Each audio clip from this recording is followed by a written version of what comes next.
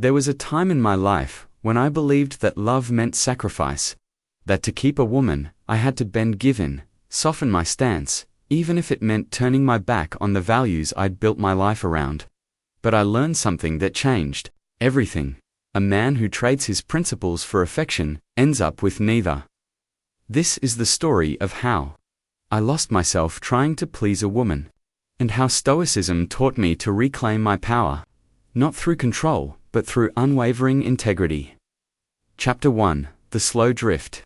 She was beautiful, confident, charismatic, the kind of woman who turned heads without trying, and I wanted her to see me as enough. At first, I stayed true to who I was. I didn't chase, I didn't overthink. I lived by discipline, purpose, and clarity. She was drawn to that stability, but slowly things began to shift. "Why are you always so serious?" she'd ask. "Can't you just loosen up? Skip the gym, stay up late, just this once." And I did, just once, then twice, then every weekend. My boundaries began to erode, and I didn't even see it happening. I told myself I was compromising, that it was healthy, normal, that this was love. But inside, something was cracking. Chapter 2: The Breaking Point. One night, we were out with her friends. Loud, drunk, chaotic energy. Someone made a joke at my expense, mocking how cold I was, how robotic I seemed. She laughed, harder than she needed to. I smiled politely, but inside, I felt humiliated. When we got home, I asked her why. She didn't stand up for me. "Oh, come on," she said. "Don't be so sensitive. You are kind of intense sometimes." That was the moment I realized I wasn't being seen, not for who I truly was. I had become a version of myself that she wanted, but not one I could respect. I was no longer living by my code. I was performing.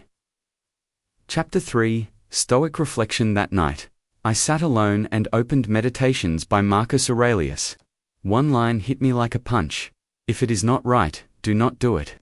If it is not true, do not say it. I had done things that weren't right for me, said things I didn't believe, smiled when I wanted to speak, agreed when I should have stood firm. I had violated my own principles, not because she demanded it, but because I allowed it. That was not love. That was self-abandonment. For the decision the next morning, I didn't raise my voice. I didn't argue. I just told her the truth. I've been changing who I am to keep this going, and I can't do that anymore. She was stunned, confused, even angry. But I didn't flinch, because for the first time in months, I was aligned with myself. And that kind of clarity is peace. Chapter 5: The Aftermath. We parted ways. There were days I missed her, sure, but I never missed the man I had become around her. Since then, I've built a life not on compromise, but on character. I lead with principle. I set boundaries. And the women who come into my life now don't try to change me, because they sense they can't, and that's the paradox. When you stop bending, people respect you more.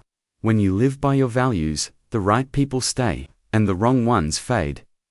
Closing Stoic wisdom, call to action. A Stoic man doesn't live to impress, he doesn't bend to please. He lives by logos, by reason, discipline, and virtue. So the next time you're tempted to sacrifice your values for affection, remember this: a man who compromises his core may win her approval for a while, but he loses something far greater: himself. Stand firm, stay grounded, lead with principle, and let the world adjust.